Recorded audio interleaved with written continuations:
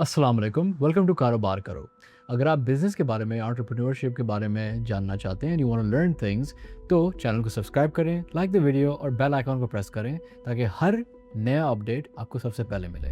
आज की वीडियो में हम लेगो की केस स्टडी के बारे में बात करेंगे। Even though right now it's one of the most successful companies in the world, क्या आपको पता है कि एक ऐसा वक्त भी था कि एक कंपनी बैंकरप्सी पे पहुंच गई थी। आज हम उस क्राइसिस को समझेंगे और फिर वीडियो के एंड में मैं आपसे पूछूंगा कि अगर आप लेगो के सीईओ होते तो आप क्या करते हैं। सबसे पहले थोड़ा इसका बैकग्राउंड समझ लेते हैं।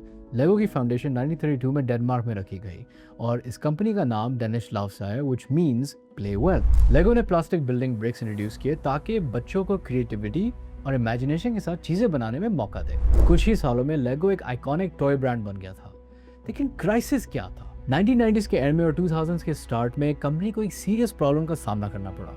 मार्केट रैपिडली चेंज हो रही थी। बच्चे ट्रेडिशनल टॉयज और बिल्डिंग ब्लॉक्स की बजाय home consoles, gaming entertainment systems की तरफ आ रहे थे, जैसे कि PlayStation, Xbox and even PC. Companies जैसे सोनी और निंटेंडो गेमिंग इंडस्ट्री को डोमिनेट कर रही थी और इसकी वजह से लेगो की सेल्स धीरे धीरे गिर रही थी।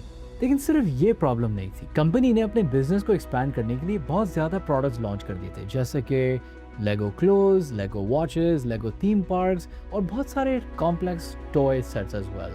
सो they were kind of a hassle और ये बहुत ज़्यादा एक्सपेंसिव थे और इसकी वजह से वो प्रॉफिट नहीं आ रहा था। 2003 तक सिचुएशन इतनी खराब थी कि लेगो को अपनी हिस्ट्री में सबसे बड़ा फाइनेंशियल लॉस फेस करना पड़ा। कंपनी के एक्सपर्ट्स ने वार्निंग दी कि अगर जल्दी डिसीजन नहीं लिए गए तो कंपनी बैंकरप्ट हो सकती है। अब सवाल ये था कि कंपनी करे क्या।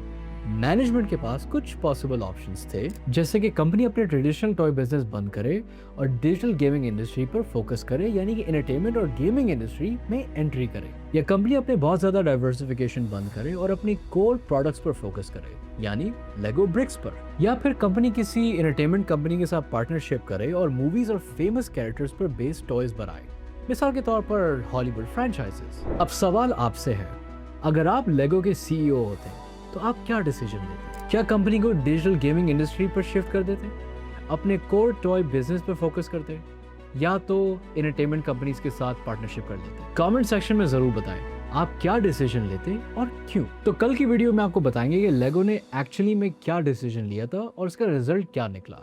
अगर ऐसे ही केस स्टडीज आपको देखने हैं तो कारोबार करो को सब्सक्राइब करो, चैनल को शेयर करो और बेल आइकन दबाओ ताकि आपको वीकली डेली अपडेट्स मिलते रहे। अल्लाह हाफिज़।